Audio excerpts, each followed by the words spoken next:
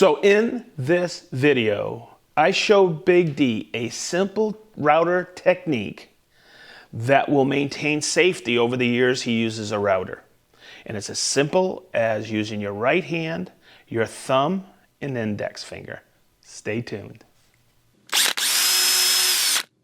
All right, Sedge, I need your help. I was running my router and I got a little bit of kickback. So I was wondering if you could help me kind of figure out the right way to run it, because I don't feel like I was doing something right. Whew, boy, that's a tough one. Okay, so what we're gonna do, Big D, is I want you to take your right hand and go like this. Okay, that's your thumb and that's your index finger. Oh. Okay, so believe it or not, that is a question over the years, because I used to, when I first started routing, it was really, I was getting kickback, and then my mentor told me that routers go left to right. They want to take you right, but you go left to right when you are in front of the material or where your bearing is being presented. All right. So let's get a better explanation of that. Look, come in here, Big D. You see this arrow? Yep. That's the rotation of the bit. And let's look at the flute of this bit, okay? Yes.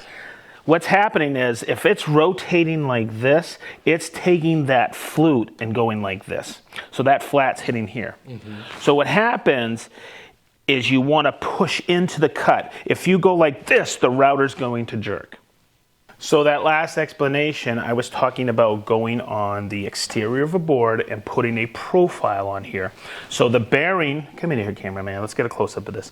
So you see the bearing? We're going to use a round over here, and we're going to put it up against here. And what we're going to do is we're going to go this way, left to right.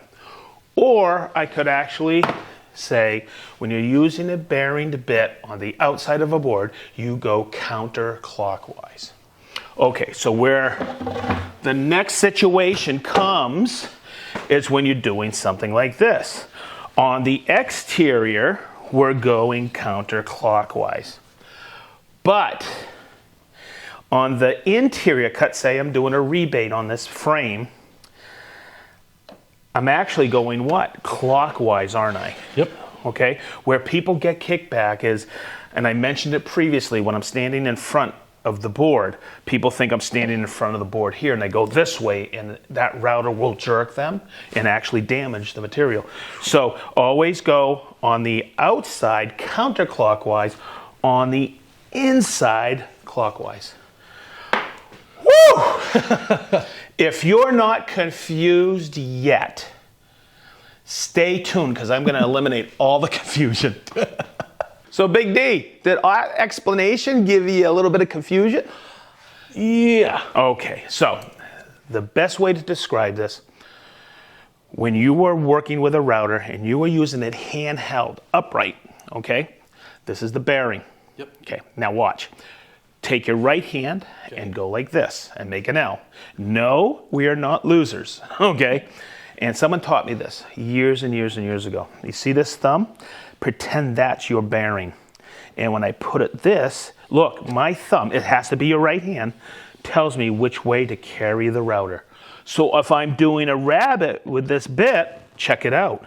That bearing is here. It's going to take me where I need to go. That makes way more sense. That's a super easy way to remember which way a router goes. Okay, Big D, I'm going to finish locking it in. Okay. And what I'm going to have you do is I'm going to have you start it, and you're going to come this way. Remember, don't start it on the material. Start it away, and then bring it in and come this way. And remember, let's do it just like that. Okay, good. All right.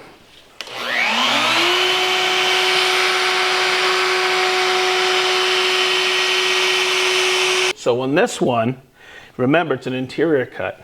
I'm just going to take my thumb and put it right here, because that's where my rabbiting bit is with the bearing. And I'm going to go in this direction.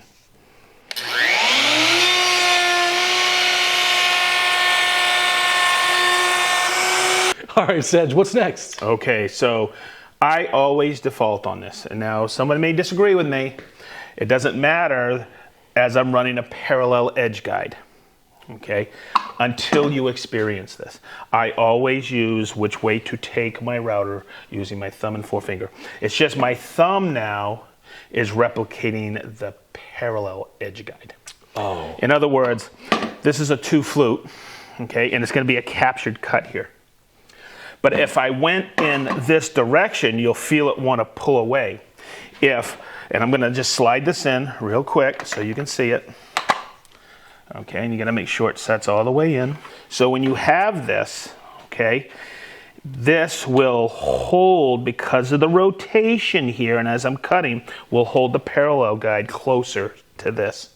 In other words, the router won't want to pull away if you're going in this direction. Oh, okay. Okay. Perfect. Okay. Good. So, as you can see, and when you did it perfect, Big D. I showed you we had done this before. You start here with your pressure against the parallel guide there, okay? And as you run it, the back end, you put pressure on here, okay? What results is a groove that's perfectly clean with no wobble here and no wobble there. All right, Sedge. What about template guides? Same thing. Whether it's a bearing, parallel guide, or template guide, that is what is known as a rub collar. Okay. Okay? It is going to rub against here.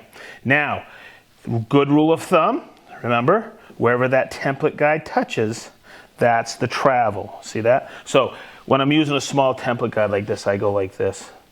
I make arrows because that is the way it's going to travel. All right. Okay? Just remember, if I go in the opposite direction, it wants to pull away. I want to keep it tight against my template. And here we go. So one of the things I'll do before I turn this on, I just want to point out, I always take my template guide and I bring it into the corner. It's a great place to start.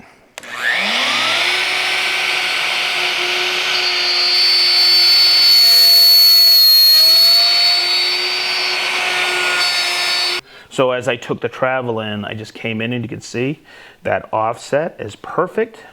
And there you go. That's how you take it to a template with no hesitations, and it is safe. So Big D, there you go. Hopefully it was helpful on which way to carry a router when routing. It's the safe way of doing it, whether you're using a bearing bit, a parallel edge guide, or a template guide. Always remember that rule of thumb. So as we always say, be positive. Stay sharp. Wicked sharp.